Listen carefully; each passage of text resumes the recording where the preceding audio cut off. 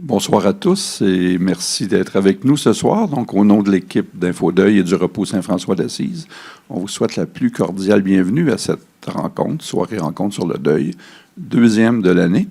Donc, on est content de vous accueillir malgré les temps, j'allais dire frais, mais je vais dire plutôt froid.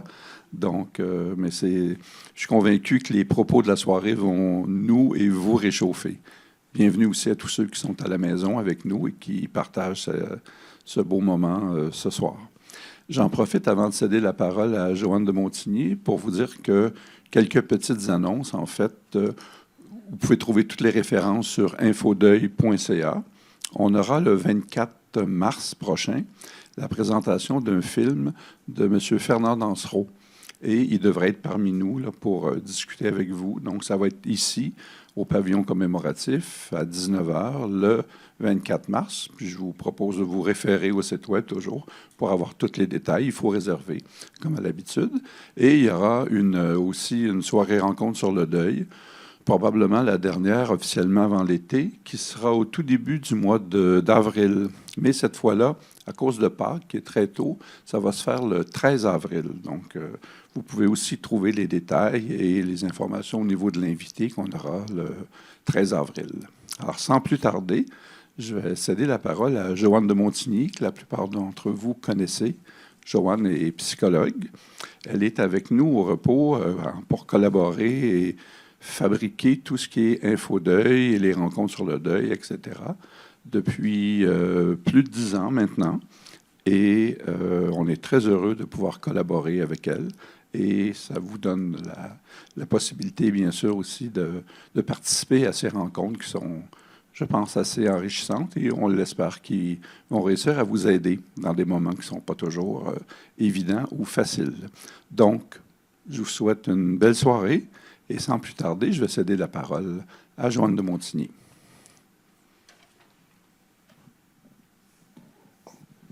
Merci beaucoup, Alain. Et merci au Repos Saint-François de nous accueillir toujours dans des beaux endroits comme ce soir avec toute l'intimité qu'on y ressent et la beauté du décor derrière nous. Ça fait du bien. Bienvenue.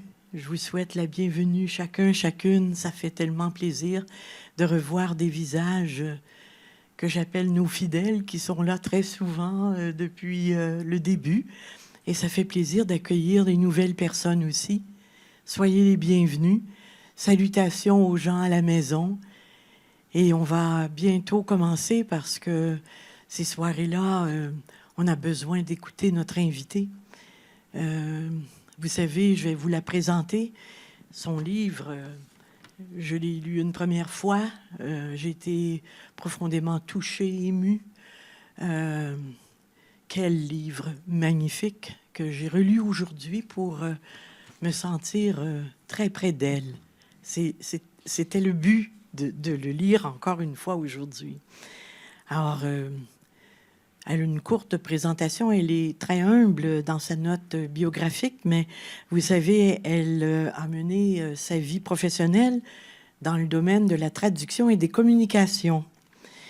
Et elle a, dit-elle, et ça s'entend, ça se voit, ça se lit, une passion pour les mots et toutes les langues et pour la littérature. Eh bien, ce qui l'amène vers nous, parce que ceux qui sont partis nous rassemblent, c'est la perte d'un grand amour qu'elle a eu et qui a agi comme le détonateur de son projet d'écriture à deux voix. Boris Cyrulnik, il dit « Le malheur invite à prendre la plume ».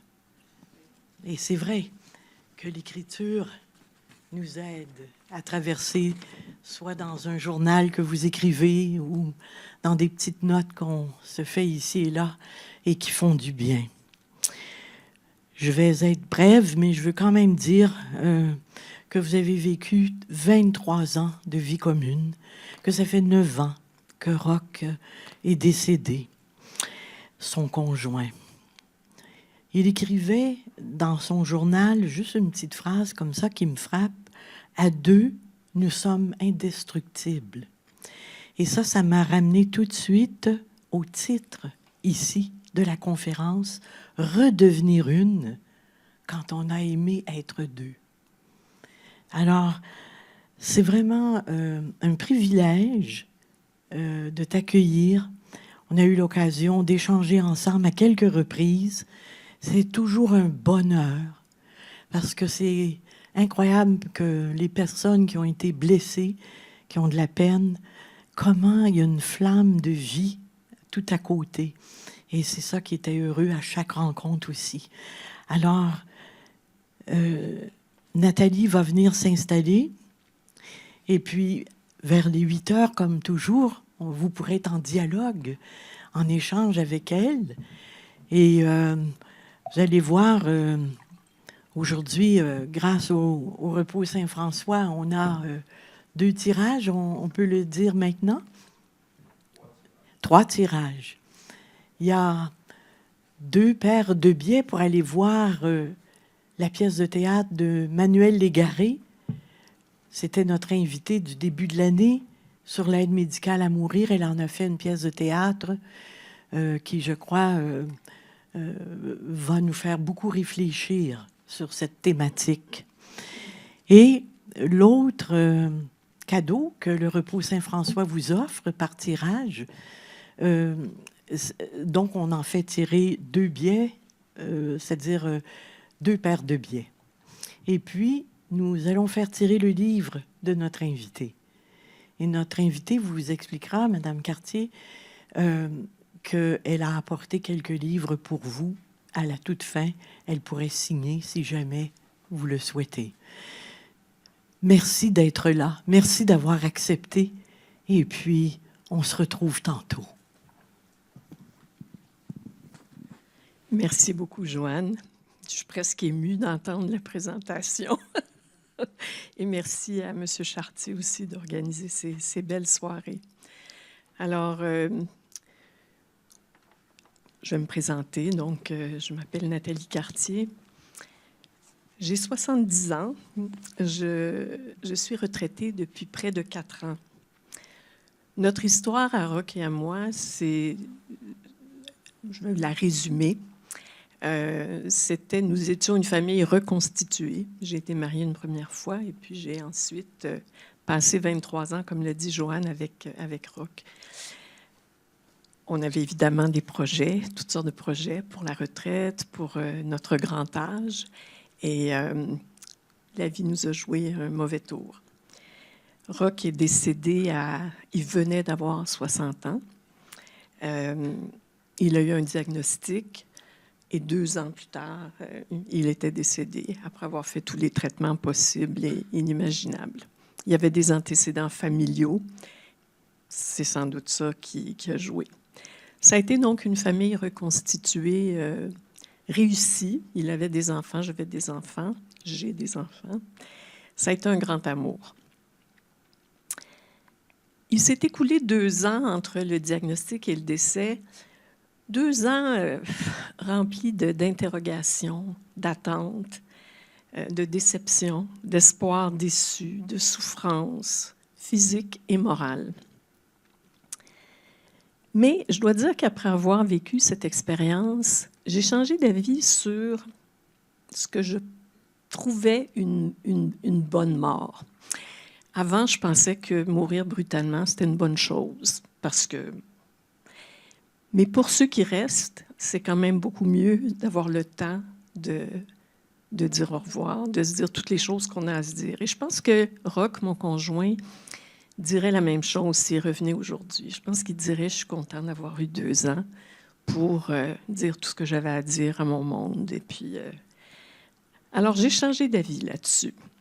J'ai vécu chaque moment intensément, puis je ne me suis pas du tout préoccupée de l'après. Je ne me suis pas demandé...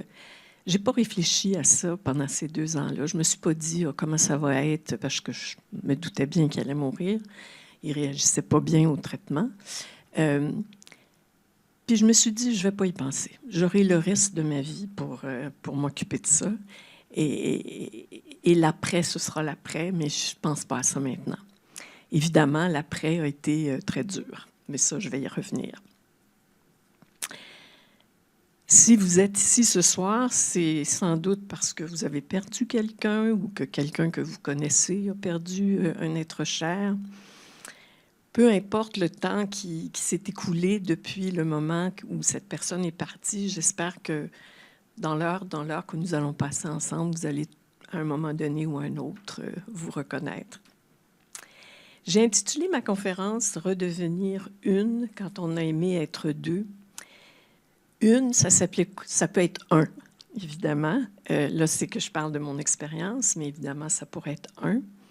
Puis quand je dis redevenir une, ce que je veux dire, c'est reprendre possession de tout son être, de tout ce qu'on est. Parce que quand on est en couple depuis longtemps, ou même depuis pas longtemps, la connexion à l'autre prend beaucoup de place dans notre vie. On est deux. On est deux, on fait tout à deux. C'est très long, redevenir une. Pour moi, ça a été un long parcours. Puis quand je dis deux, ça, je vais insister là-dessus. C'est sûr que quand on dit deux, on pense tout de suite à un couple. Mais on peut être deux avec quelqu'un d'autre. On peut être deux, on peut être très proche d'un frère, d'une sœur, d'une mère, d'un ami. Moi, j'ai une amie qui parle à sa mère tous les matins à la même heure, et puis elles n'habitent pas ensemble, mais le jour où sa mère va partir, ça va être très dur parce qu'elles sont deux, elles ont cette connexion quotidienne. Donc, deux, c'est pas seulement un couple. Deux, c'est la connexion. Je pense que c'est de ça c'est la perte de cette connexion-là qui est difficile. Alors, c'est de ça que je vais parler ce soir. Comment, après avoir tellement aimé, parce que j'aimais ça, être deux, comment je suis redevenue une, ou en tout cas presque, peut-être pas rendue complètement, mais en tout cas au moins en partie. C'est ce que je raconte dans mon livre, Écrire ensemble. Je vais vous en parler un petit peu plus en détail. Et on va faire ce périple-là ensemble. J'aimerais ça qu'on prenne une petite minute pour écouter un extrait de musique pour se mettre un petit peu dans l'ambiance. Alors, j'espère que ça va marcher.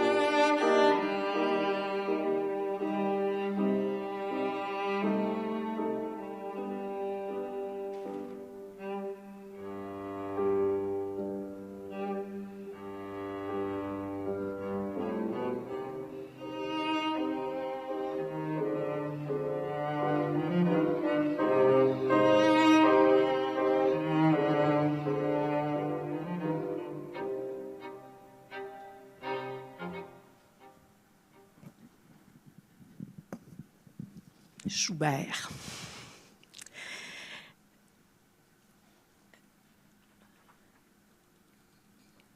Alors, j'ai un petit plan. Je n'aurai pas beaucoup de diapositives, ne craignez rien. J'ai une première diapo simplement pour vous expliquer. L'introduction est déjà passée. Je vais vous parler de la genèse de mon livre, comment ce livre-là en est arrivé à exister. Et puis, on fera ensemble mon périple, ce que j'appelle mon périple à travers l'amour, le deuil et la reconstruction. Ce livre-là, je l'ai écrit sur plusieurs années. J'ai commencé tout de suite à écrire, mais ce n'était pas un livre que j'écrivais. Et puis, si jamais vous le regardez, il y a beaucoup de chapitres qui sont datés. Alors, ça s'est étalé sur des années. Et j'écrivais, j'étais soit à Montréal, soit dans le Bas-Saint-Laurent. On avait une maison dans le Bas-Saint-Laurent, d'où la photo de la couverture, qui est une photo de l'endroit où j'ai écrit une grande partie de ce livre-là. Mais donc, la genèse du livre, en fait, c'est trois choses. La première chose, c'est une question de survie. j'écrivais pour survivre. J'étais tellement à terre que c'est ce qui me venait. J'ai toujours écrit, évidemment, c'est quelque chose qui est facile pour moi. Il y a des gens qui peignent, il y a des gens qui font de la musique. Moi, j'écrivais. C'était comme un peu répandre ma peine sur le papier. Pendant la présentation, je vais vous lire des petits extraits une fois de temps en temps. J'en ai un premier.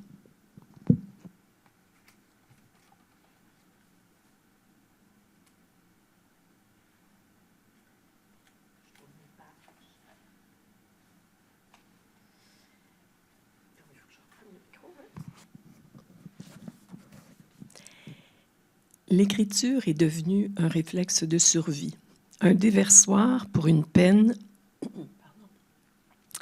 parfois tellement vive que je ne parvenais pas à en parler. Par moments, il fallait que j'écrive, tout simplement, que je note quelque part ce qui montait en moi pour trouver un apaisement. Les mots qui s'alignaient me reconnectaient mystérieusement à une forme d'espoir, enfouie profondément. Mettre à distance la blessure, c'est précisément le mystérieux pouvoir de l'écriture. Cette phrase-là n'est pas de moi. Mettre à distance la blessure, ça vient d'un roman de Hélène Dorion, pas même Le bruit d'un fleuve, mais c'est vraiment tellement parlant. Mettre à distance la blessure, c'était vraiment ça que je faisais en écrivant. Il y a eu une deuxième étape dans ce projet d'écriture, c'est que Roch aussi écrivait. Il avait écrit un petit livre avant de mourir, et puis il écrivait. Puis pendant les 2 dernières années de sa vie, donc pendant sa maladie, tous les matins, il écrivait. Et puis les cahiers s'empilaient, mais je les avais jamais lus. Puis après sa mort, je les ai lus. Et il avait commencé à les transcrire à l'ordinateur pour en faire un fichier informatique. Mais il n'avait pas eu le temps de finir.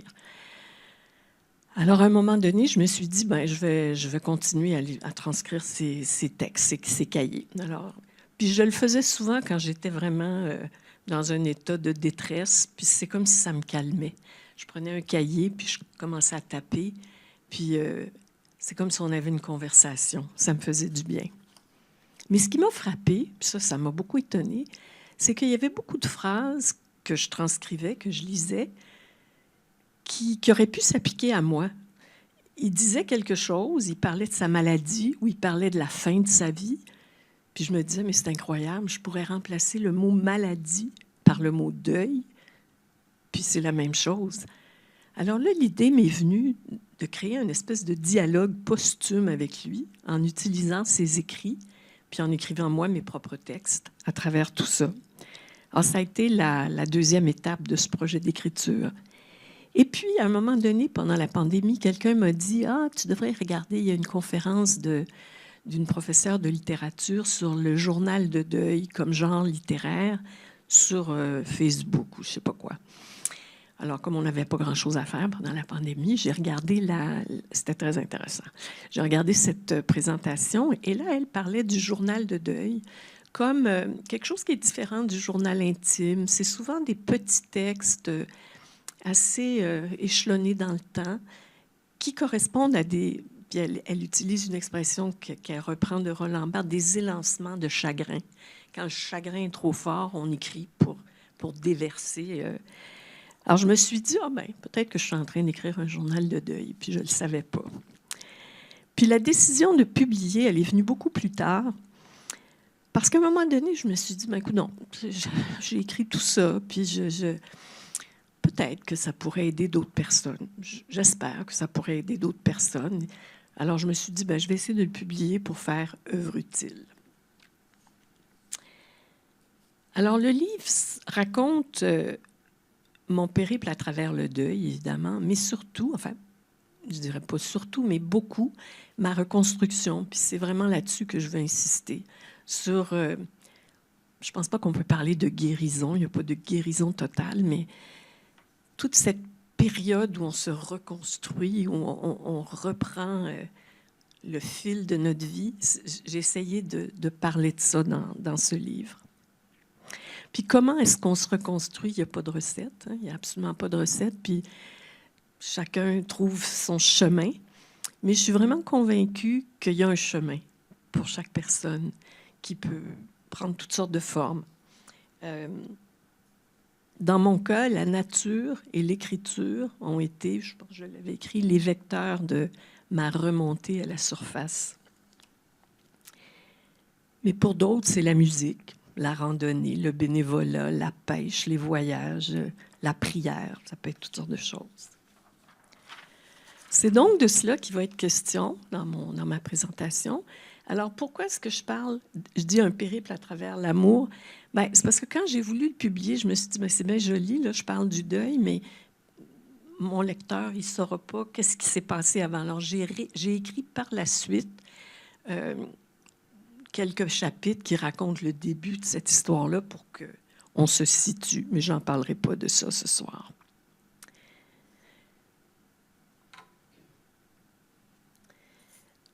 Alors, c'est essentiellement la dernière diapo. Et elle est là parce que moi, j'aime bien la structure. Alors, mon livre n'est pas structuré de cette façon-là, mais pour préparer la présentation, puis que ce ne soit pas juste raconter mon livre du début à la fin, j'ai essayé de regrouper toutes mes idées à travers ces sept thèmes.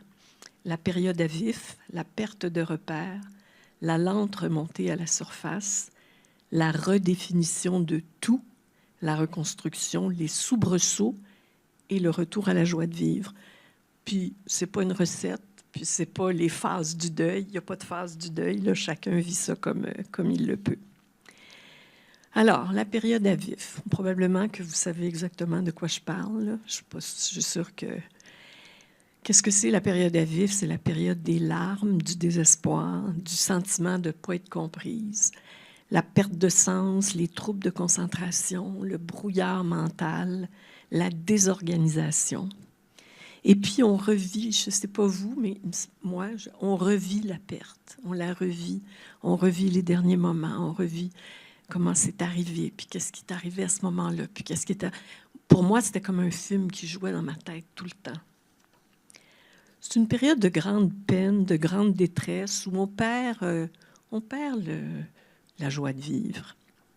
Un petit extrait.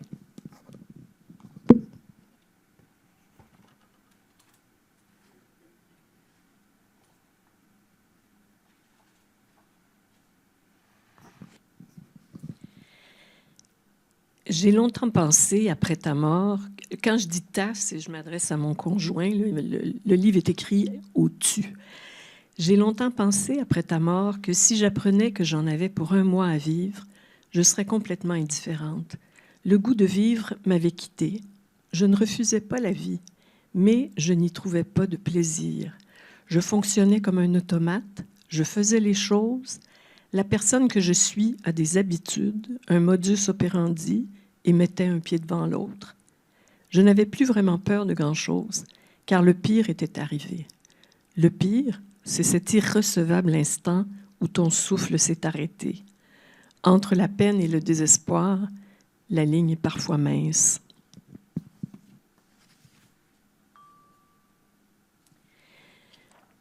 Pendant cette période, ce que j'ai trouvé difficile aussi, c'est que les gens évitaient d'en parler. Mon entourage évitait de parler du décès de mon conjoint. On m'invitait à souper ou je me rappelle d'un repas, entre autres, avec des amis intimes, puis on parlait de toutes sortes de choses, du temps qu'il faisait, de ce qui se passait dans le monde. Mais moi, je trouvais ça invraisemblable qu'on n'en parle pas. Puis après, mes amis me disaient, oui, mais tu sais, on ne veut pas t'en parler parce qu'on ne veut pas t'y faire penser. Comme si j'avais besoin d'eux pour me faire penser. J'y pensais tout le temps que j'avais perdu Roch. Ça, j'ai trouvé ça difficile. Puis répondre à la question, comment ça va? Comment ça va? Qu'est-ce qu'on répond à ça quand on est dans la peine, dans le chagrin? Est-ce qu'on répond ce que les gens veulent entendre ou est-ce qu'on répond ce qu'on ressent vraiment? Je ne trouvais pas ça facile. Les rapports avec les autres étaient difficiles. Puis les phrases ce que les gens me disaient, ça se voulait bienveillant. Les gens voulaient être gentils, mais ça ne m'aidait pas. Tu sais, comme c'est la première année qui est la pire, tu vas voir, après ça, ça va bien aller. Non, Ça n'a pas été bien la deuxième année. Ça n'a pas été bien la troisième non plus. Tu sais, mais c'est pas...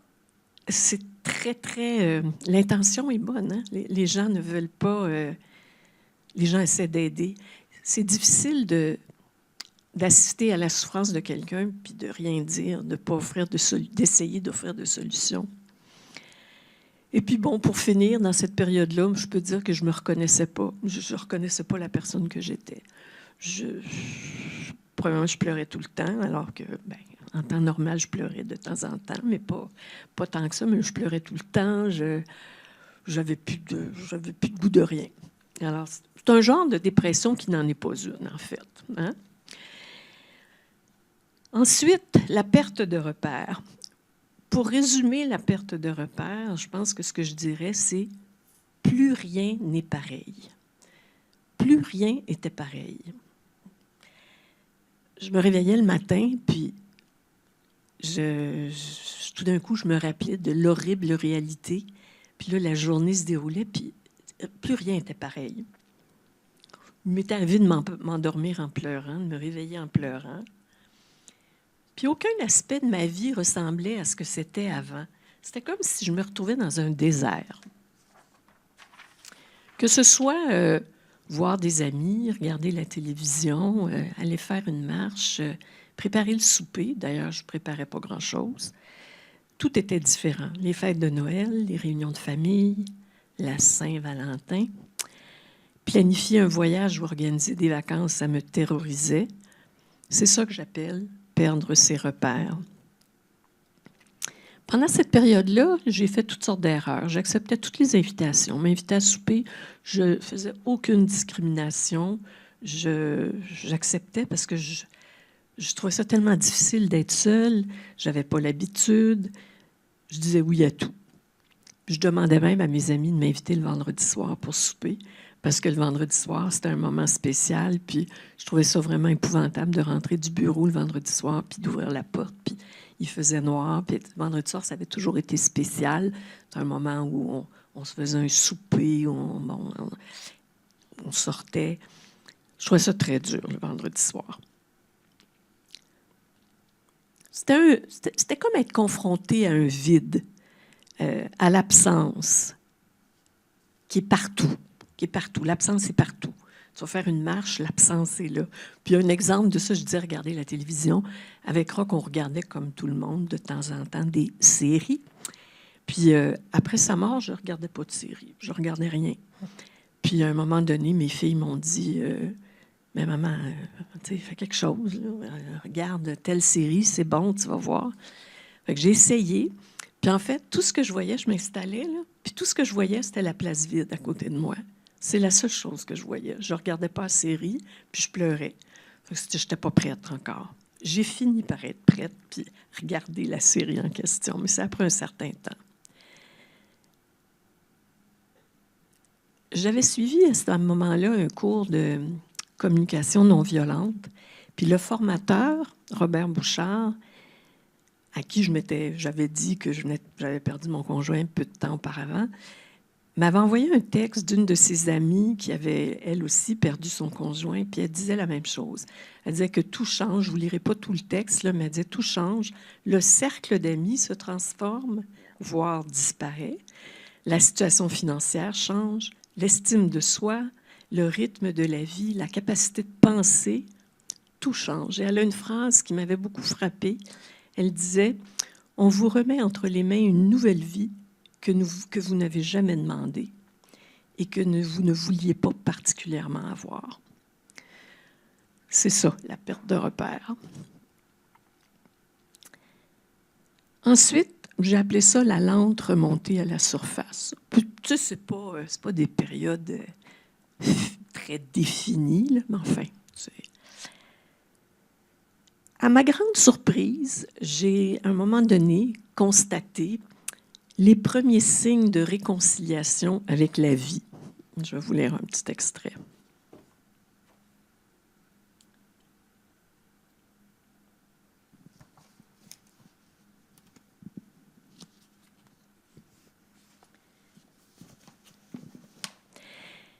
Les mois ont passé et maintenant, de mon existence d'automate, entrecoupée de petits éclats de bonheur éphémère, j'aimerais sortir et, comme c'est bien dit, consentir à la vie.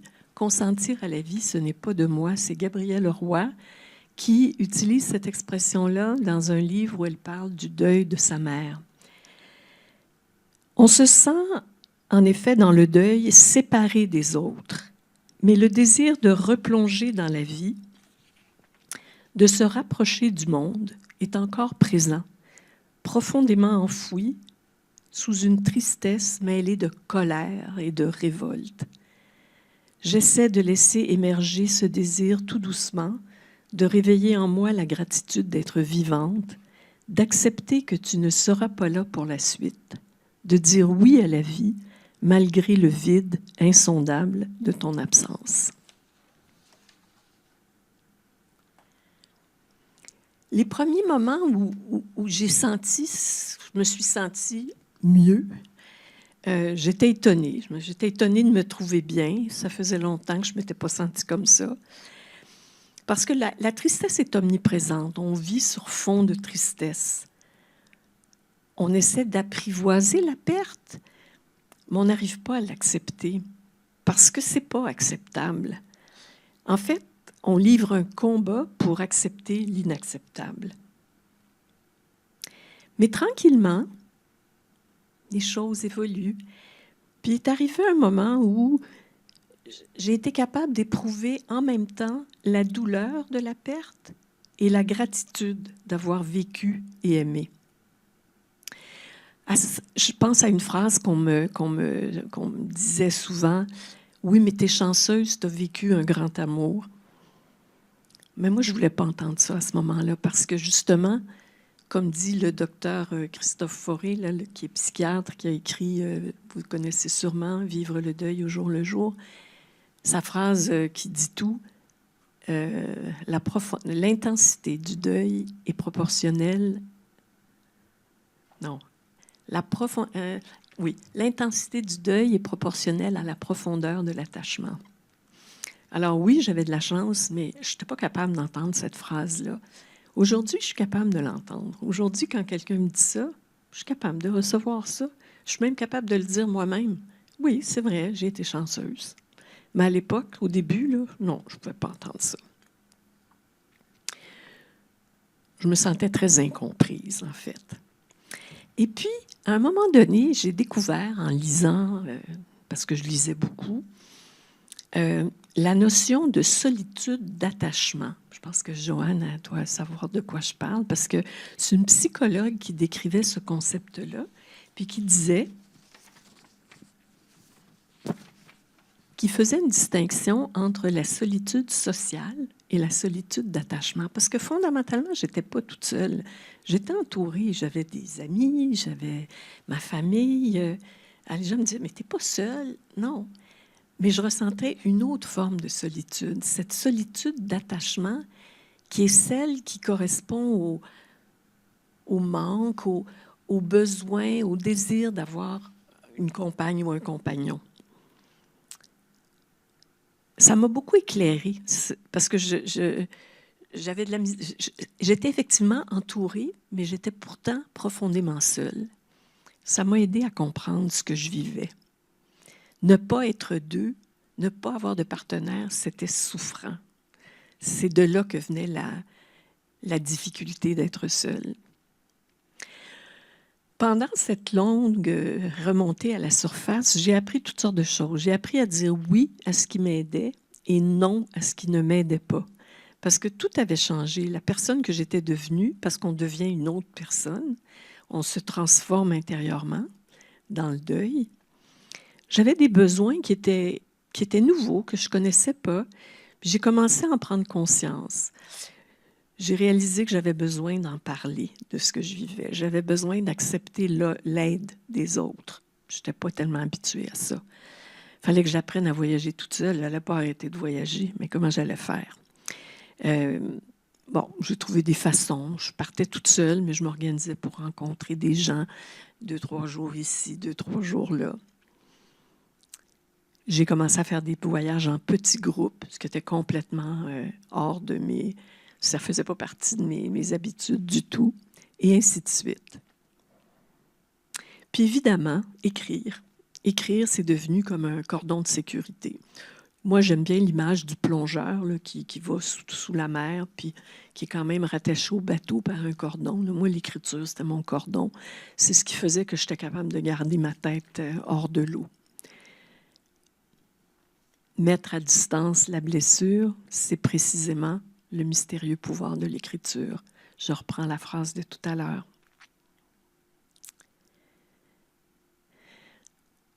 Ensuite, la redéfinition de tout. Tout, c'est important, là. C'est vrai qu'il faut tout redéfinir. Plus rien n'est pareil, hein? Je l'ai dit déjà, plus rien n'est pareil. Ma vie était comme un espace vide. J'accordais de l'importance à la vie, j'accordais le prix qui revient à la vie. Je respectais la vie, mais c'est comme si je ne savais pas quoi en faire. Je ne savais pas quoi en faire de cette vie-là. Je ne reconnaissais rien. La connexion me manquait cruellement.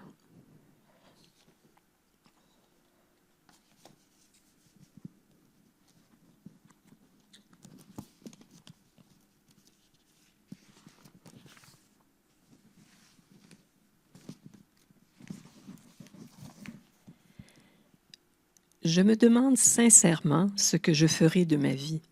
Quelle personne émergera de ce désert? Pour le moment, je marche sur nos traces, mais cette route-là ne mène nulle part. Il me faut un nouveau chemin. Qu'est-ce qui remplacera la trame de notre vie ensemble? Un volcan a fait éruption cet après-midi de janvier où tu as quitté le monde, ce monde.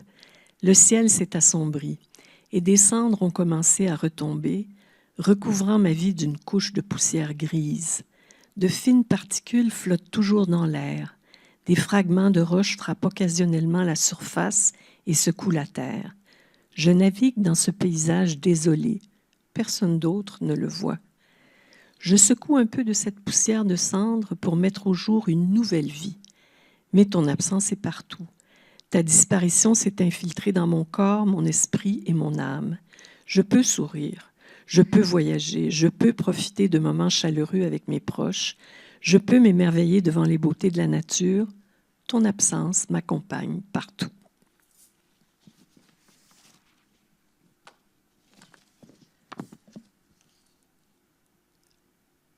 Pourtant, j'ai fini par redéfinir les grands blocs de mon existence, sans rien forcer. Puis c'est important, ça, je veux vraiment insister sur le fait que je n'ai pas eu l'impression que je m'assoyais puis que je me disais, bon, comment est-ce que je vais redéfinir? Non, c'est venu tout seul.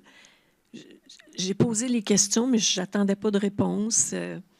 C'est comme si une nouvelle vie s'est installée tranquillement. C'est long, mais ça s'est fait. Puis quand je parle des grands blocs, les grands blocs de la vie, pour moi, c'est le travail ou le bénévolat, les rencontres sociales, les repas, les tâches ménagères, les voyages, le sommeil, le sport, les activités culturelles, les sorties, les vacances. Tout ça avait changé. Tout ça demandait à être redéfini. Ces blocs-là diffèrent d'une personne à l'autre. Pour moi, c'était le bas du fleuve parce que depuis des années, on avait cette maison puis on y passait beaucoup de temps. Qu'est-ce que j'allais faire de cette maison-là? Est-ce que j'allais continuer à y aller toute seule? Tout le monde me disait, on ne prend pas ce genre de décision-là quand on est en deuil. Attends. On allait en Italie chaque année. On pouvait travailler à distance, puis on louait un appartement, puis on étudiait l'italien, puis on travaillait là-bas, puis on s'était fait des amis. Qu'est-ce que j'allais faire avec ça? Est-ce que j'allais continuer d'y aller? Le travail, les liens avec les amis, les vacances, les voyages, les liens avec ma famille, avec la famille de Roch, tout ça, c'était mes blocs à moi qu'il fallait que je revoie. Et puis, à travers tout ça, il y avait la vie quotidienne, ce que j'appelle les interstices.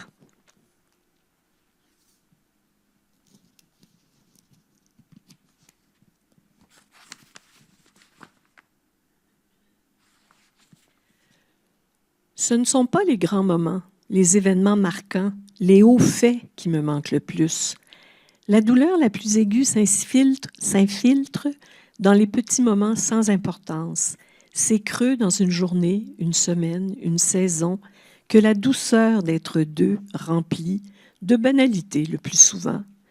Ce sont les interstices de la vie quotidienne que la présence et la voix de l'autre habitent tout naturellement.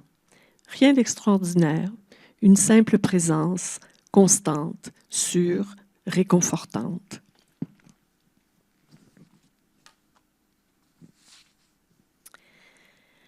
J'ai donc fini par découvrir, petit à petit, une nouvelle voie, une nouvelle façon de vivre. J'ai attendu qu'elle se révèle à moi, qu'elle s'installe. Il faut beaucoup de patience, beaucoup de résilience, puis une bonne dose de lâcher-prise pour tout redéfinir. J'ai trouvé ça fatigant. J'ai une phrase qui résume tout ça. Je disais « redéfinir, reconstruire, réaménager, réécrire ». Je suis fatiguée de mettre ma vie sur la planche à dessin. Même les liens avec la famille se sont transformés. Ça arrive à tout le monde, avec les sœurs, avec les frères, avec les enfants, les petits-enfants. Je vais vous raconter une anecdote.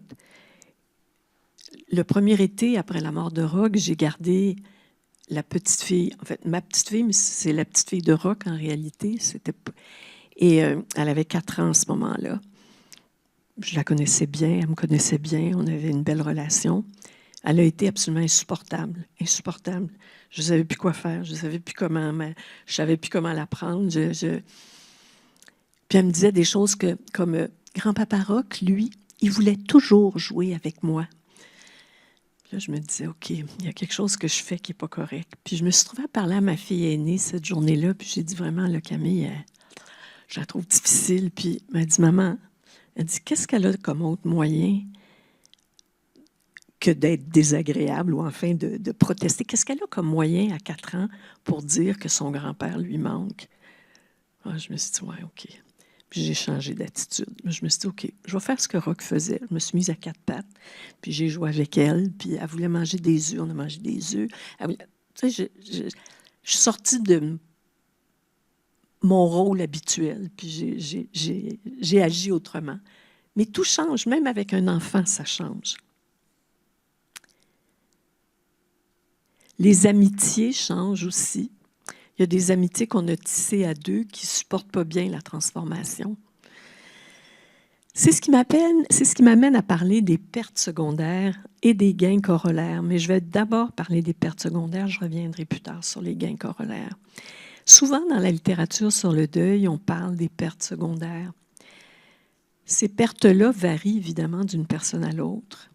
Alors, la personne endeuillée vit évidemment la perte primaire, elle a perdu un être cher, mais parfois, elle est confrontée à des pertes secondaires, d'autres personnes qui disparaissent de sa vie, et puis je ne parle pas de décès, là.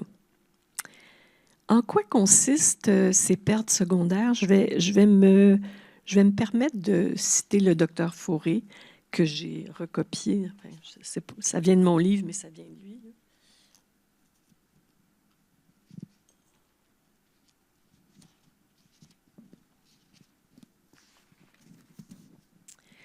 Alors, il dit, « En spectateur étonné de la versatilité humaine, on a vu des amis s'évanouir dans son champ relationnel, alors que d'autres, fidèles et silencieux, ont pris la décision de rester, en acceptant de se sentir démunis devant une souffrance qui aurait pu les effrayer.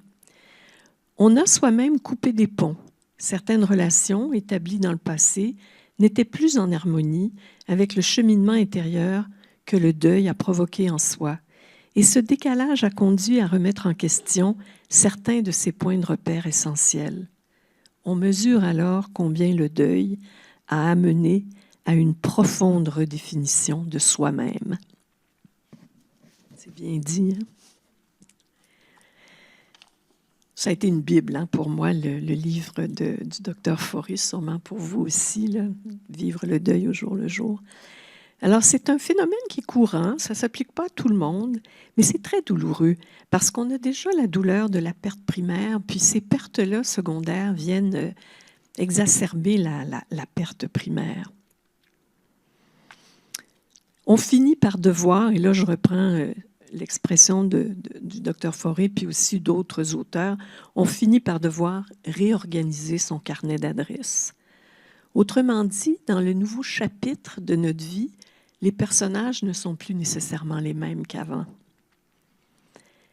Ce qui est difficile à comprendre pour l'entourage, parfois, c'est que la personne en deuil a besoin d'accompagnement, rien de plus.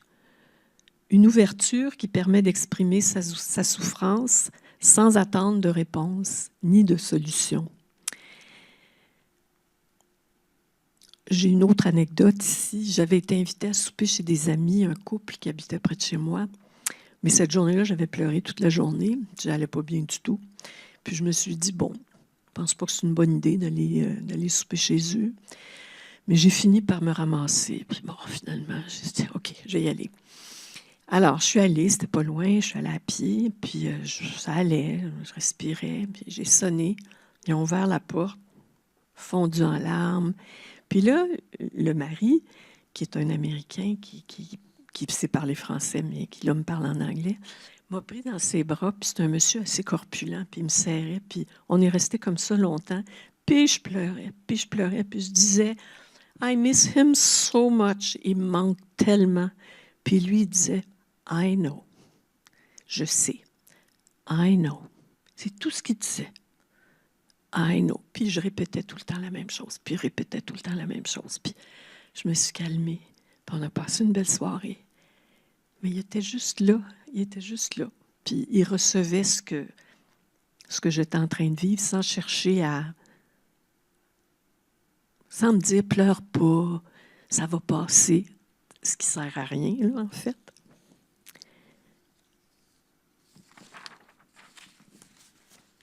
J'en arrive à la reconstruction à proprement parler. Un petit peu à mon insu, la redéfinition a commencé à se faire. Il faut dire que j'ai consacré beaucoup d'énergie au fil des ans à ce qu'on appelle le travail du deuil, qui prend plusieurs formes, mais qui est essentiel. Toutes sortes de choses, des groupes de soutien, j'ai vu un psychologue, tout ce que vous pouvez imaginer, là. Faut croire que tranquillement, ça produisait son effet. Tout le monde me disait, mais tu vas t'en sortir. Mais moi, je me disais, oui, mais dans quel état je vais m'en sortir? Les premiers signes sont timides. Hein? Les premiers signes de reconstruction sont très timides. 3 ans après la perte, je disais dans mon livre, j'avance à tâtons, je déplace des blocs, je me trompe, j'erre sans but. Quelle direction donner à ma vie? La reconstruction, la cicatrisation de la blessure, le retour à la joie de vivre se sont faits très lentement. Ça m'a paru interminable. Et 2 éléments, dans mon cas, ont joué un rôle fondamental. Je l'ai dit déjà, l'écriture. Alors, j'écrivais, j'ai toujours écrit, puis j'avais commencé à écrire mon fameux projet. Puis à un moment donné, je me suis inscrite à un cours, un atelier d'écriture sur le deuil. Et là, j'ai commencé à envisager les choses sous un nouvel angle, parce qu'avec la personne qui animait cet atelier, j'étais amenée à écrire des choses que je n'aurais pas écrites de moi-même. Elle nous donnait des amorces, puis il fallait foncer, et on avait le droit de tout dire, tout exprimer. Les règles étaient très claires. On n'était pas là pour juger, pour critiquer les autres, pour évaluer. On lisait les textes des autres et on relevait ce qui résonnait en nous, mais ça n'allait pas plus loin que ça. Puis ce travail en groupe-là m'a amené à écrire des choses que je n'avais jamais écrites, dont des poèmes. Je n'avais jamais écrit de poème de ma vie. Alors, je vais vous en lire un qui est tout court, puis que j'ai écrit pendant cet atelier, qui était en anglais d'ailleurs. Tout un défi.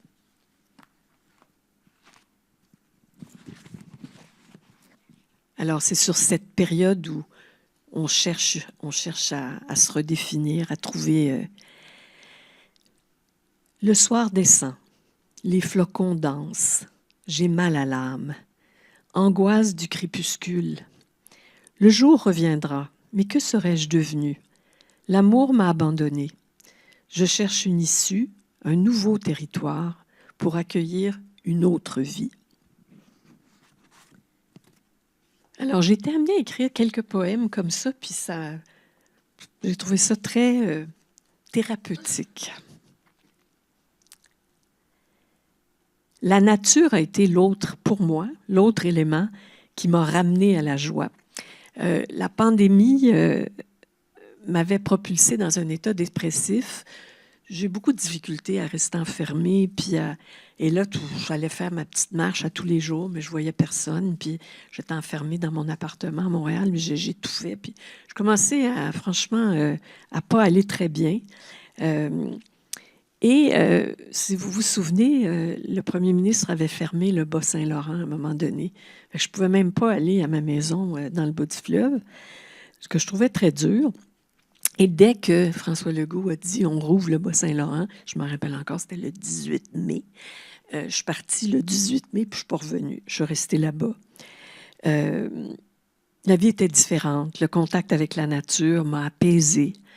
J'ai commencé à écrire d'autres choses que j'ai de la peine, c'est difficile. J'ai commencé à écrire sur les oiseaux que je voyais, sur les paysages que je regardais, sur le ciel, au lieu d'écrire tout le temps sur ma souffrance. Je vous lis un passage.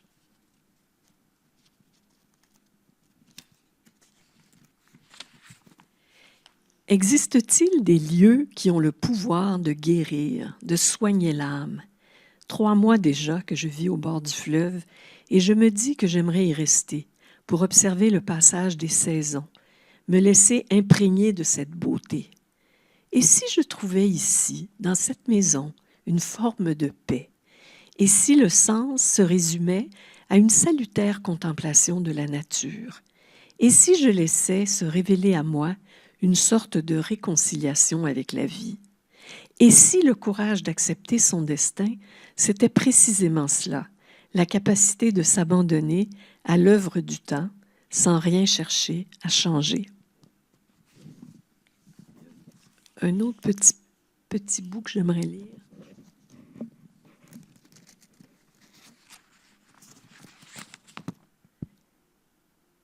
La joie que me procure cet été l'observation des oiseaux et des canards, les promenades dans la nature, la tranquillité des lieux, le partage de la maison, j'avais une coloc à l'époque, les odeurs des églantiers, des conifères et des embruns, les longues baignades au soleil couchant, cette joie a quelque chose de plus grand que le chagrin. C'est en quelque sorte un nouveau chapitre de ma vie qui s'est imposé à moi, que j'ai laissé émerger sans hâte, apprenant au passage à ne rien faire de particulier, à entendre les questions se formuler dans mon esprit sans pour autant chercher à y répondre, à me laisser porter par ce que je ressens.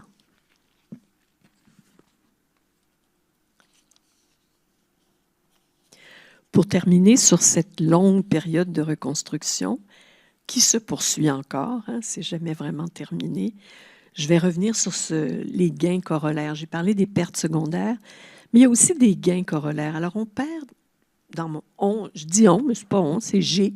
J'ai perdu des gens, j'ai perdu des amis. Il y a des personnes qui se sont éloignées de moi. Je me suis éloignée de certaines personnes. On n'est plus la même et c'est comme si les liens se modifiaient. Mais j'en ai gagné aussi. J'ai noué des nouveaux liens, parfois très étroits, avec des personnes qui ont pris une place très importante dans ma vie. Tout cela pour dire que la réorganisation du cercle social, ce n'est pas que négatif. Nicole Bordelot, que vous connaissez sans doute, parle du lâcher-prise en disant que c'est en quelque sorte cesser de s'accrocher à une idée fixe en faveur de quelque chose de plus créatif. Pour moi, ce quelque chose de plus créatif, ça a été de cultiver des liens significatifs. Les soubresauts. Alors, il ne faut pas croire que tout ce chemin est linéaire. Au contraire, il y a des soubresauts, on peut les appeler des reculs, des vagues de tristesse. Ces soubresauts arrivent généralement au moment le plus imprévisible et on retombe dans notre peine. Mais la différence avec les premiers temps, c'est que je sais profondément que ces moments-là sont légitimes et qu'ils vont passer. Les vagues de tristesse ne disparaîtront jamais complètement, mais elles durent moins longtemps et elles ne me jettent pas à terre. Pourtant, régulièrement, je suis surprise moi-même de me retrouver. D'ailleurs, ça m'est arrivé il y a quelques jours. Je suis allée voir un film. Puis dans ce film-là, qui ne parle pas de deuil, là, à la fin, puis c'est pas une scène triste, là, le personnage principal s'en va à l'hôpital, puis il doit recevoir un traitement de chimiothérapie. Il rentre dans la salle, les infirmières sont bien gentilles, l'accueillent, l'installent sur une chaise. Je me suis mise à pleurer comme si je ne l'ai pas vu venir du tout, du tout. C'est comme si je me suis retrouvée là, quand on rentrait dans la salle de chimio. Je me suis retrouvée catapultée dans le passé.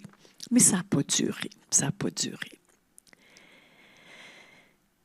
J'ai dit un peu plus tôt que le deuil nous transforme. Bien, la personne qu'on devient, elle reste un peu fragile, je pense. C'est une blessure qui cicatrise, mais parfois la plaie se rouvre momentanément. Le mot rechute peut décrire les moments de ces soubresauts qu'on traverse. J'aime bien l'image d'un pot cassé. On peut recoller les morceaux, on peut lui redonner sa forme, mais le pot, il reste quand même un petit peu plus fragile. Le retour à la joie de vivre. Bon, il faut que je dise tout d'abord que quand je parle de retour à la joie de vivre, je ne parle pas de la fin du deuil.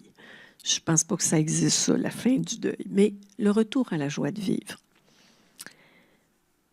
En fait, je pense qu'on peut à la fois ressentir toute sa vie le manque d'une personne qu'on a aimée, tout en prenant goût à la vie.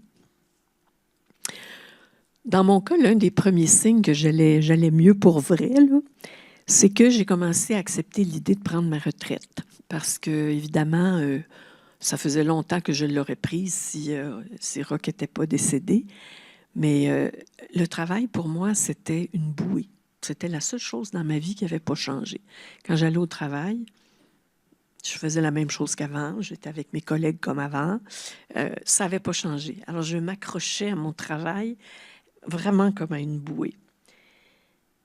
Puis j'aimais bien voir mes collègues aussi. C'était une façon de sortir de ma solitude. J'avais des rapports agréables avec eux. Mais j'ai commencé à envisager les choses différemment. Je ne sais pas pourquoi. Probablement simplement parce que le temps passait, le temps avait passé. On dit que le temps fait son œuvre. Puis à un moment donné, je me suis dit que j'avais vraiment envie de profiter pleinement du temps qui me restait. J'ai donc décidé de lâcher la bouée et de prendre ma retraite. J'avais lu une phrase dans un livre de Laure Adler sur la vieillesse qui m'avait beaucoup marqué. Je vous la lis. « Trouver de nouveaux rythmes. » Elle parle de la vieillesse. Hein? Trouver de nouveaux rythmes, ouvrir de nouvelles cases, s'étonner soi-même, se moquer des injonctions puisqu'on n'a plus grand-chose à perdre, connaître sa chance de conserver ses possibles, juste là, en ce moment, au lieu de se cantonner dans la déploration de ce qui a été. Vous savez, la déploration, c'était comme ça. Non. Je me suis mise à envisager la vieillesse sous ce nouvel angle, les possibles. J'ai senti à un moment donné que j'avais atteint l'étape que le docteur Fauré désigne dans son livre par l'expression « réinvestir le monde ». Je vous lis un dernier passage.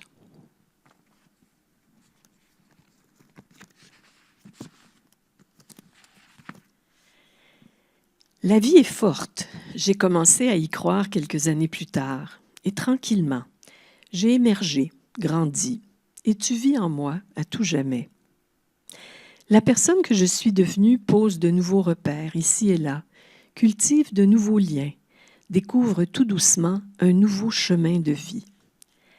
Cette nouvelle identité, qui n'a rien d'intentionnel, mais se dessine graduellement pour émerger des brumes du chagrin, ne plaît pas à tous, n'est pas comprise par tous, en désarçonne certains. Moi-même, à certains égards, je m'étonne de la tournure que prend mon existence, des décisions que je suis amenée à prendre, des désirs qui remontent à la surface. Je n'avais rien projeté de ce que je suis maintenant. Je ne vieillirai pas comme je l'avais envisagé. Ma vie n'est pas celle que j'aurais, je pense que ça dit imaginé, souhaité. Pourtant, une autre joie de vivre s'est faufilée en moi, à mon insu avec le temps. Les creux de vague en font partie. Un bon matin, au réveil, je me suis surprise à sourire à la vie. La simple idée d'avoir une journée devant moi me faisait plaisir. J'avais complètement oublié cette sensation. L'élan de vie s'est de nouveau manifesté, des lueurs sont apparues à l'horizon et de nouveaux chapitres ont commencé à s'écrire. Et des matins comme ça, il y en a eu d'autres, puis d'autres, puis d'autres. Puis c'est ce qui fait que je peux parler d'un certain retour à la joie de vivre. Le moment est venu de mettre un terme à ma présentation. Je répète encore, je l'ai dit, que je pense que chaque personne trouve en elle les idées, les valeurs, les phrases qui vont la guider vers la joie de vivre. Comme, je ne sais pas, cultiver le moment présent, faire confiance à la vie, ne pas trop se projeter dans le futur. Mais c'est facile à dire, hein? C'est pas si facile à faire. Mais je suis convaincue que j'y ai pas cru pendant très, très longtemps. J'ai pas cru que cette joie de vivre-là allait revenir. Mais apparemment, elle finit par revenir. Voilà, c'est ce que j'avais à vous dire.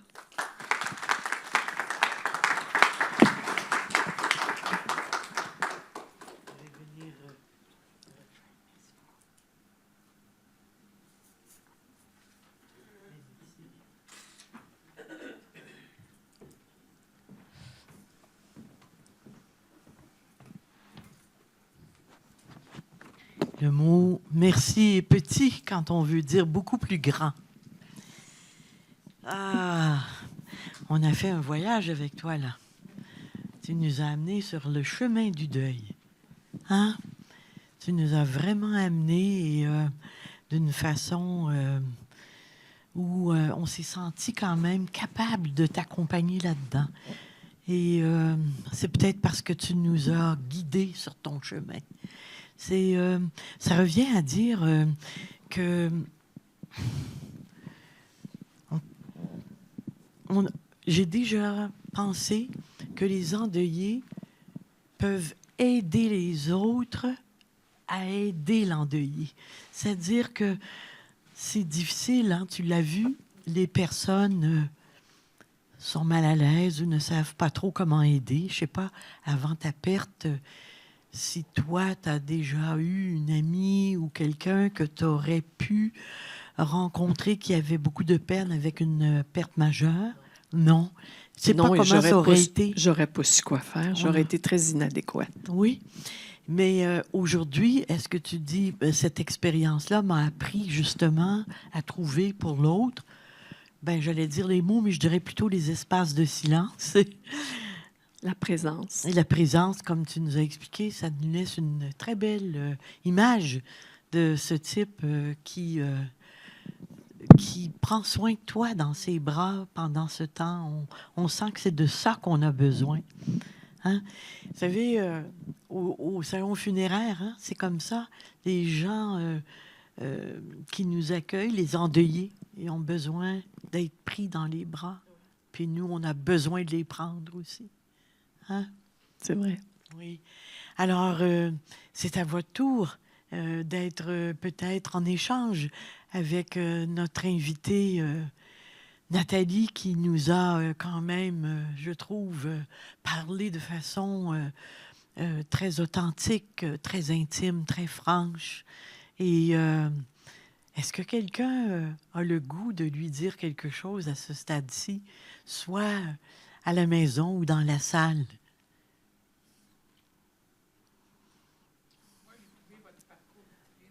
Ça ne sera pas long. On va vous prêter un micro pour qu'on vous entende. Oui. Oui, ça va être mieux. Vous allez voir. Ah, vous avez terminé? Je vais répéter pour à la maison. Madame dit qu'elle a trouvé son parcours triste. Oui, oui, oui. Madame, vous dites? Oui, que mon parcours est triste. C'est ça. Oui, oui, c'était triste. Ah, vous avez pas entendu la dernière partie? Oui? C'était pas suffisant, ce réconfort? Pas beaucoup? Oui. Ça a été long, mais j'ai essayé de faire ressortir ce qui constitue pour moi la reconstruction puis le retour à la joie de vivre. Mais c'est sûr que ça a été précédé d'une longue période douloureuse, c'est certain. Vous, madame, est-ce que des deuils personnels ou des deuils autour de vous, vous en avez vu qui étaient moins tristes? Un peu moins tristes? Oui, je crois. Oui? Mais même mon deuil, quand on est avec quelqu'un qui est en maladie, parfois c'est un soulagement de partir. C'est sûr. Ah oui. Madame dit que quand on est dans l'accompagnement d'un proche, comme tu l'as été, dans cette période-là, c'est très dur, et puis que ça se peut que la mort soit vécue un peu plus comme un soulagement ou quelque chose qui est moins dur même que la maladie qui a précédé. Il y a des gens... Vous savez, j'avais demandé à quelqu'un un jour, parce que j'accompagnais des personnes avant de mourir, puis j'avais dit, est-ce que votre expérience du mourir, comment vous me la décrivez? Ben, elle m'avait dit, mon Dieu, attends que je te raconte ma vie, c'est beaucoup plus dur que le mourir. Alors, il y a des fois que ça dépend ce qu'on a vécu. Oui. Hein? Oui. Je ne sais pas, est-ce que mon deuil a été plus dur que d'autres? Je ne saurais pas dire. Je saurais pas dire. C'est sûr que ça a été très, très douloureux. Je reviens à la phrase de Christophe Fauré. L'intensité du deuil est proportionnelle à la profondeur de l'attachement. J'avais un attachement profond pour Roch. J'avais trouvé mon âme sœur. C'était vraiment mon âme sœur. Puis je projetais l'avenir avec lui. Donc, c'est comme si on m'avait enlevé le tapis d'en dessous des pieds. Et ça a été long. Ça a été long. Mais pendant cette période-là, je travaillais, je voyais mes amis, je voyageais, je faisais... Mais le fond était triste. C'est vrai que le fond était triste. Le fond était triste. Oui, il y a quelqu'un ici aussi. Après, oui, il y aura d'accord. madame... Oui. Donc, de la maison, j'ai un témoignage, puis après une question. Alors, Kathleen Gontier nous dit « J'ai perdu ma maman à l'âge de 3 ans. Comme vous, le sujet est toujours un peu tabou autour de moi. Finalement, peut-être que je comprends un peu mieux pourquoi j'ai le sentiment de ne jamais vraiment avoir eu de peine ou avoir fait mon deuil. Peut-être aussi par l'autre phrase que vous avez nommée de Christophe Fauré sur la profondeur du deuil et le lien d'attachement. Merci pour votre beau partage. Je vais continuer ma réflexion tout doucement. Bonne route, Madame Cartier. Oh, merci, c'est gentil, c'est beau. L'autre était une question. Dans quelle mesure l'écriture vous a-t-elle aidé à tenir, à respirer, à vous reconstruire? Y a-t-il eu des moments où l'écriture est devenue douloureuse? Oui, c'est une bonne question. Oui, l'écriture m'a beaucoup aidée, beaucoup, beaucoup. C'était mon instinct. Quand la peine était trop grande, même, mettons, je sais pas, moi, j'étais couchée, je n'arrivais pas à dormir, je me relevais et j'allais écrire. Puis écrire, ben, ça me calmait. Puis je reviens à la fameuse phrase, mettre à distance la blessure. On dirait qu'en écrivant, c'est comme si dépose. C'est comme si, c'est ça, exactement. C'est comme si on dépose son chagrin. Je ne sais pas, il y a quelque chose qui se passe. En tout cas, pour moi, ça faisait ça. Puis l'autre, la fin de la question, c'était, est-ce qu'à un moment, pouvez-vous me... Douloureuse. Non, l'écriture n'a jamais été douloureuse. L'écriture a toujours été quelque chose qui m'aidait, qui me soutenait, qui me... Oui, non, l'écriture n'est pas devenue douloureuse. Quand j'ai fait l'atelier d'écriture, ça durait quand même plusieurs semaines. J'étais complètement obsédée. À part aller travailler, manger, là, puis dormir, j'écrivais tout le temps. Je me précipitais quand j'arrivais du travail, j'ouvrais mon ordinateur, puis je commençais à écrire. Je regardais ce qu'il fallait qu'on écrive. Elle nous envoyait une amorce, là. Puis là, puis c'était en anglais. Il fallait que je fasse des recherches, puis que je regarde dans le dictionnaire. Puis j'étais comme possédée. Puis ça m'est arrivé souvent quand j'ai eu d'autres épreuves dans ma vie, puis c'est ça que ça fait. On dirait que tout d'un coup, je suis comme un peu possédée. Il faut que j'écrive. C'est la seule façon de Oui. respirer. Mais Ouais. c'est aussi, peut-être, Nathalie, que Roch a laissé de l'écriture. Ouais. Et c'est un bel héritage Tellement. que tu as bien su nous partager, d'ailleurs, comme Oui. héritage. Et le fait qu'il ait laissé cette écriture, pour moi, je l'entends comme ça te fait d'autant mieux aimer écrire, Oui. parce que ça te garde en amour avec les dernières paroles C'est vrai. écrites de Roch. Oui, parce que ça, c'est sûr, je l'ai expliqué au début, là, que j'ai créé une espèce de dialogue posthume avec Roch en utilisant ses écrits. Je vous ai pas lu ses textes parce que c'était pas le but de la soirée, là, nécessairement. Mais il a écrit de très, très belles choses, des choses très profondes sur la fin de sa vie qu'il voyait venir. Et oui, ça a été un bel exercice pour moi de trouver les passages où on pouvait se répondre. Alors, j'ai utilisé 2 caractères dans le livre. Quand c'est des écrits de Roch, c'est en italique. Quand c'est moi, c'est caractère normal pour que le lecteur se retrouve là-dedans. Voilà. Madame, elle avait une question tout à l'heure. Oui, ça sera pas long. Ça sera pas long. Oui. Moi, ça me fait du bien de vous entendre parce Ça me fait que plaisir. je vois que ça se termine pas comme ça. Tu sais, je suis encore en reconstruction, là. Mais tu sais, tu passes par certaines étapes. Puis Oui. Ça me fait du bien de savoir que à un moment donné, on s'en sort. Oui. C'est ce que j'essaie de faire ressortir dans mon livre. Puis le livre a été publié en mois de novembre. Puis j'ai eu des retours. Puis j'ai eu plusieurs retours en ce sens. Des gens qui me disent ça m'a fait du bien. Je me suis reconnue. Quand quelqu'un me lit puis qui me dit ben, j'ai reconnu toutes sortes de choses. Ben, je pense que ça fait du bien quand on se reconnaît. Quand on sent une connexion avec quelqu'un, ben, elle aussi, elle a vécu ça. Tu sais, ça, hein, c'est ce que tu disais avant, on en parlait là, avant la conférence. Oui, tout à fait. La phrase que tu avais... Notez là que en fait, on se rejoint dans une peine, dans un chagrin, dans une épreuve, une expérience Oui, qui est différente pour chacun, mais qui, au fond, a le même nœud, c'est-à-dire cet attachement et la perte de l'attachement. oui.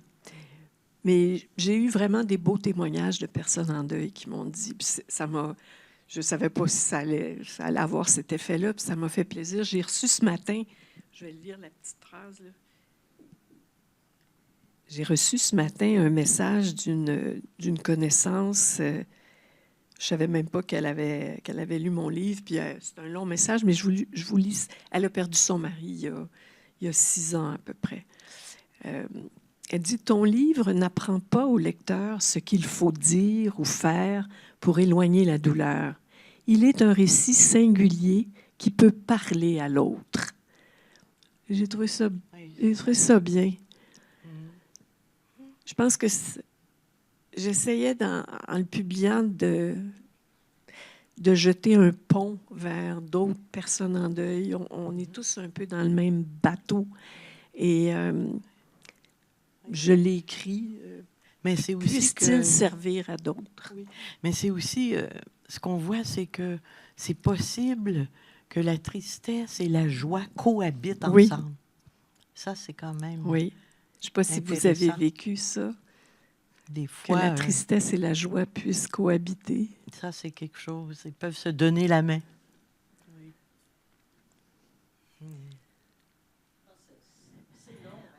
Très Oui, long. c'est long. Oui. En fait, quand je dis ça, je dis qu'il y a une partie qui est très triste ou brisée, puis l'autre partie qui est un peu, qui a des points intacts à l'intérieur. Puis c'est comme, moi, je vois toujours l'image que la partie intacte en nous donne la main à la partie brisée. C'est pour ça cohabiter. C'est comme il y a quelque chose qui se travaille ensemble entre la peine actuelle et la joie qui va revenir autrement. Oui. Mhm. Oui. C'est un chemin. C'est là C'est qu'on un voit que chemin. c'est tout un chemin. C'est un chemin, effectivement. Oui.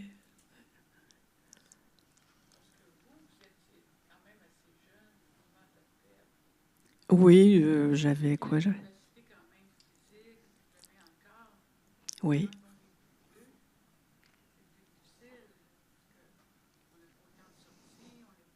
Oui. Pour les gens à la maison, Madame mentionne qu'au fond, Nathalie a perdu son conjoint assez jeune, quand même. Assez. Oui. Assez. Oh, Dans ben, la lui, cinquantaine. il venait d'avoir 60 ans. Moi, Et- je devais avoir 61 ans. D'accord. J'avais un Et an. Madame dit que selon nos âges, la perte est différente aussi. La santé, la forme, tout ça, ça joue beaucoup. Sûrement. Joanne est peut-être mieux placée pour parler de ça parce que Oui. Ben, en dans fait, ta pratique, tu as on vu va- des gens de oui. tous les âges. Ben, on essaie de tous les âges. Il y a tellement de facteurs, des cofacteurs qui font que notre deuil est difficile. Oui. C'est sûr que des fois, la forme physique vient à notre rescousse, puis d'autres fois, l'espace psychique, la force psychique, tu as été puisé dans les deux. Tu es allé puiser dans la force psychique, la force affective, et puis la force de faire du sport, d'aller dans la nature, de voyager. Faut être Oui. en forme pour ça. Oui, oui, oui. Ça, c'est c'était vrai. un côté où tu avais la forme physique. Oui, puis je suis connue comme quelqu'un qui a beaucoup d'énergie. Bon, mais ce qu'on me dit souvent, c'est que tu as de l'énergie. C'est vrai que j'ai tendance à... Ça m'a aidé. Oui, Ça ça m'a peut aidé. aider. C'est Ça. sûr que ça m'a aidé. Je pense que ça m'a aidé, oui. Oui, Des projets. On Oui. a déjà parlé de ça, des projets, avoir des projets. Au oui. début, je n'avais pas de projet. Là, les premières années, je ne faisais pas de projet. J'avais de la misère à mettre un pied devant l'autre. Mais après, ma nature a repris le dessus. Puis j'ai commencé à fonder des projets, à avoir des ouais. Tu sais, au début, tu as parlé de l'absence. Hein, comme Oui. ça peut être cruel, l'absence, et que c'est difficile. Il y a une phrase, peut-être, tu dis ton absence me suit. L'absence est partout. L'absence est partout. Fauré, que tu cites avec raison, son livre est excellent, disait qu'un jour, et tu en as fait un petit peu allusion, on réintègre la présence. C'est-à-dire que l'autre, l'absent, tout d'un coup nous habite. Et je me demande si tu es capable de dire ça aujourd'hui, que autant tu as senti l'éloignement, l'absence, le creux, le manque, que la vie ne pouvait pas être ce qu'elle fut. Je me demandais si tu trouves, comme Fauré l'explique, que tu vas de mieux en mieux parce que tu réintègres la présence de Roch. Ou, au contraire, c'est que tu es vraiment dans la recherche de comment je vais vivre toujours maintenant sans lui, une. Vous n'êtes pas deux maintenant? Oui,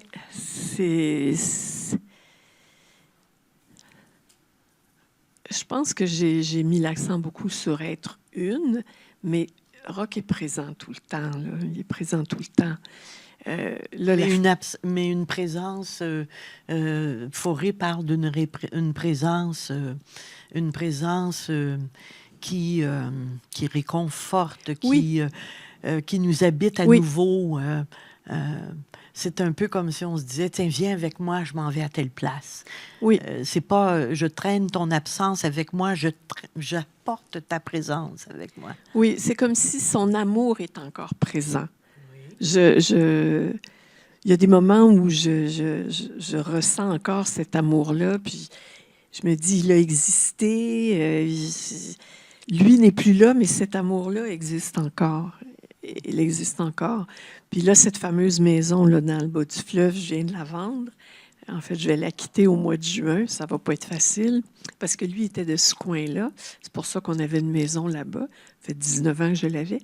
Mais j'ai la ferme conviction qu'on la vend ensemble, qu'on y renonce ensemble, que lui, quelque part, bon, peu importe, là, on me dit, je dis des folies, mais quelque part, il se dit, ben, moi, je l'ai quitté, tu sais. Puis là, c'est à ton tour. C'est à ton tour d'aller vers autre chose. Il est avec moi là-dedans. Il est avec moi là-dedans. Oui, vraiment. Oui. Oui?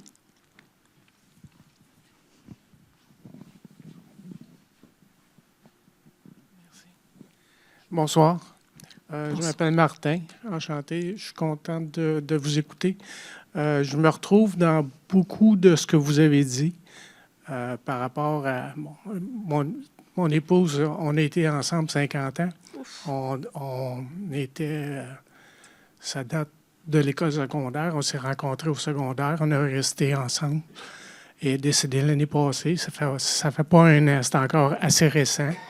Mais je retrouve beaucoup de ce que vous avez vécu, même vers la fin, dans les soubresauts, les retours. Là, je retrouve des choses que je vis aujourd'hui, mais l'absence, je la ressens tout le temps. Je n'ai pas l'impression qu'elle est avec moi. J'ai vraiment...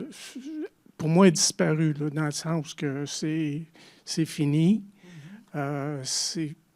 Puis j'ai une personne avec qui j'ai la chance de pouvoir parler sur une base régulière qui, elle aussi, a vécu un deuil d'un âge plus jeune. Puis elle, ce qu'elle fait, sa référence par rapport à l'absence, c'est totale, définitive, permanente. Oui. Et c'est ce que je ressens.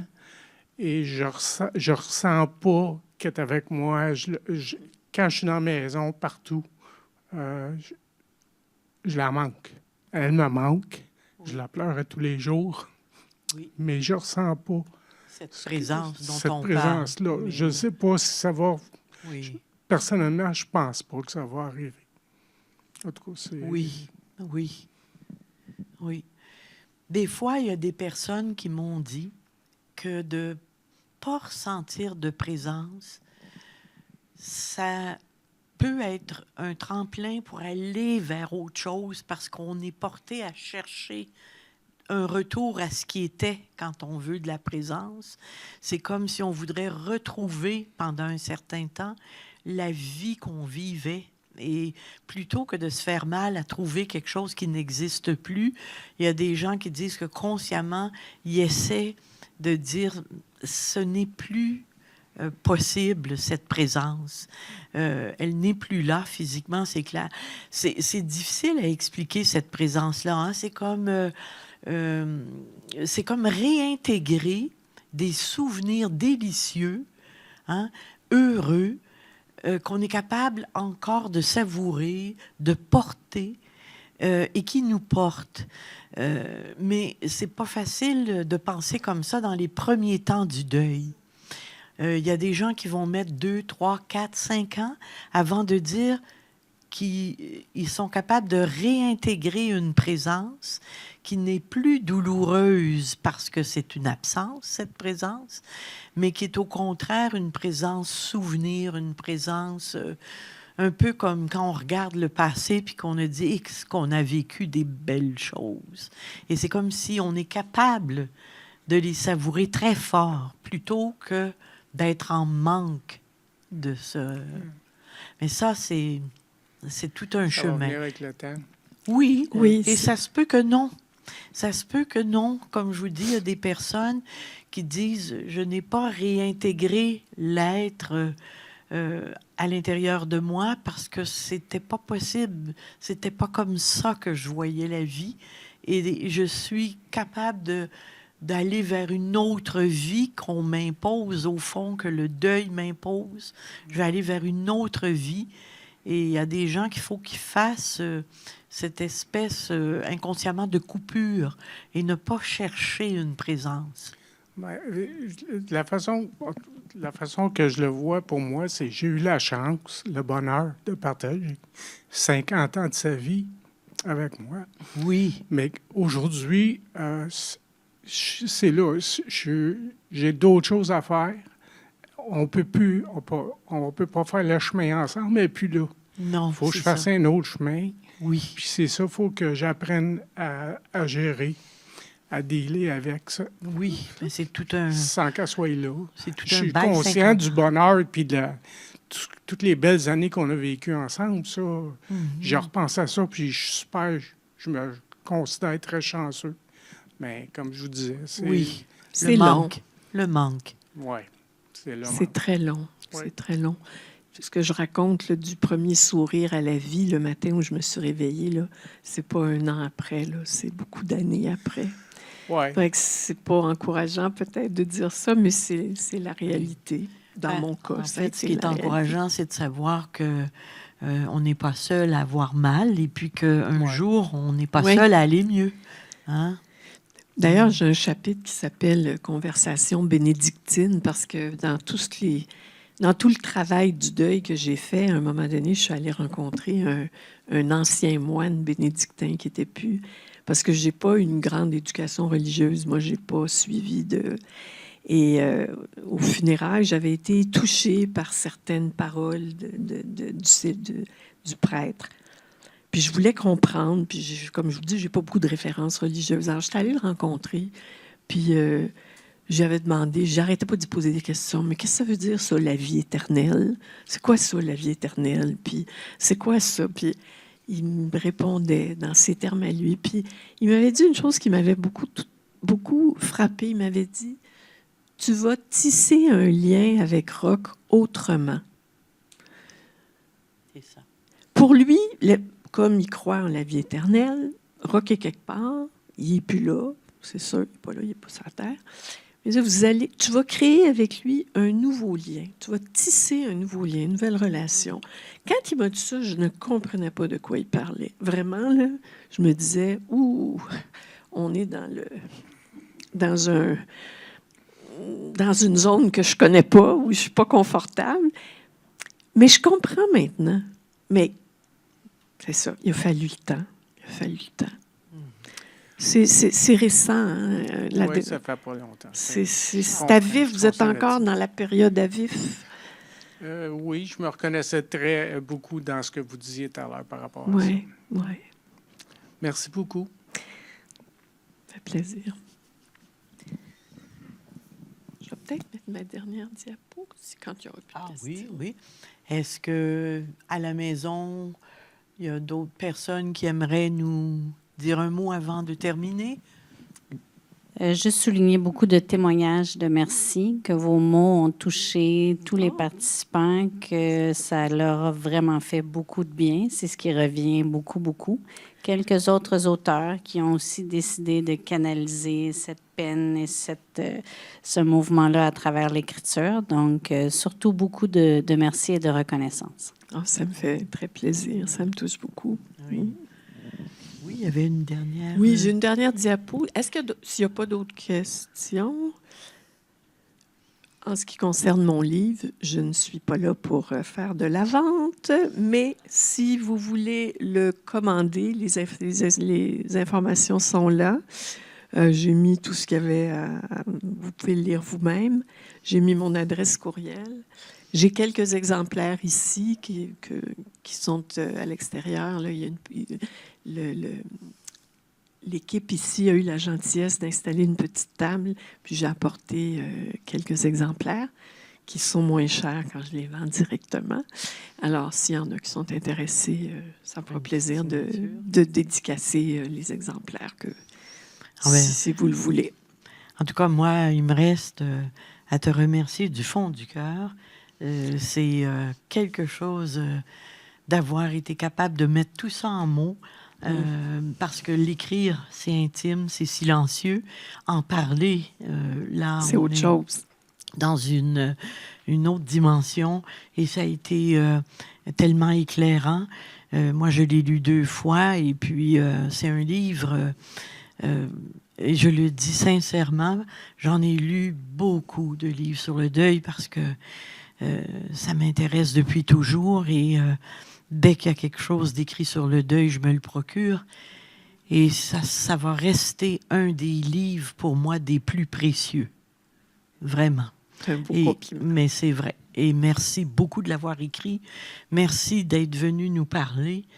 Et merci à vous d'avoir été là avec votre belle écoute, votre accueil de notre invité. Merci à la maison aussi d'avoir été avec nous. Puis je dirai jamais suffisamment assez merci au Repos Saint-François, à toute son équipe qui nous offre un espace comme celui-ci de réflexion avec d'autres beaux événements tout le long de l'année, que ce soit des concerts, que ce soit des invités qu'on a. Tout fait du bien. Oui. Et Alain Chartier, qui est ici, c'est un homme qui a su comprendre un jour que la beauté aussi, c'est guérisseur. Oui. La beauté des lieux, la beauté de ce que Oui. une œuvre d'art peut apporter. On a écouté de la musique ici, maintenant, dans ces locaux récemment inaugurés. C'est rempli d'œuvres qui font du bien. Puis moi, quand je suis rentrée dans la salle ce soir, j'ai senti cette paix.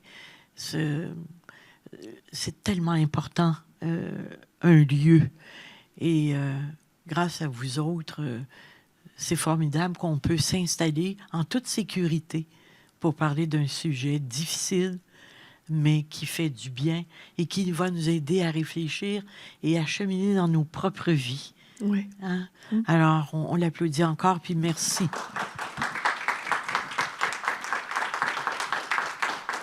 N'oubliez pas notre prochain rendez-vous, hein, le 24 mars pour le film. Le 13 avril, on va avoir aussi une très, très belle invitée, vous allez voir.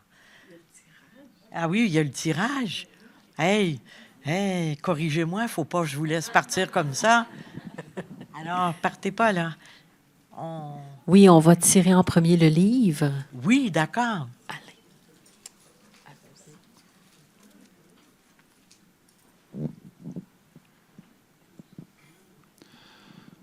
Donc, je ne vous donnerai pas tout le numéro, c'est un peu long, mais 238 à la fin.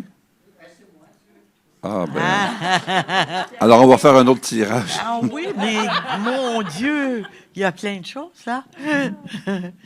Ah, c'est formidable. Formidable. Bravo. Formidable. Ah oui. Pour les billets, donc, on ne les a pas avec nous. Alors, les gagnants, s'il vous plaît, allez voir Geneviève ici à l'arrière. On va prendre vos coordonnées pour vous contacter, pour soit vous les remettre ou les poster si jamais. Donc, on a 2 paires de billets.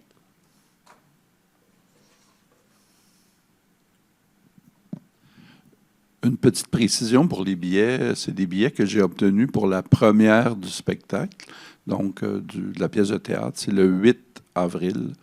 Donc, voilà, on a 2 paires de billets pour le 8 avril. Alors, on n'est pas loin de l'autre. 237.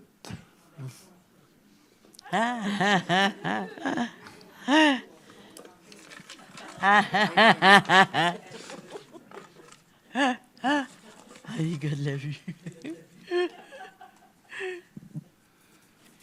Et pour la seconde paire de billets, le 233. Ah, ouais. Bravo à tout le monde. Bravo, bravo. Beau retour à tout le monde. Merci.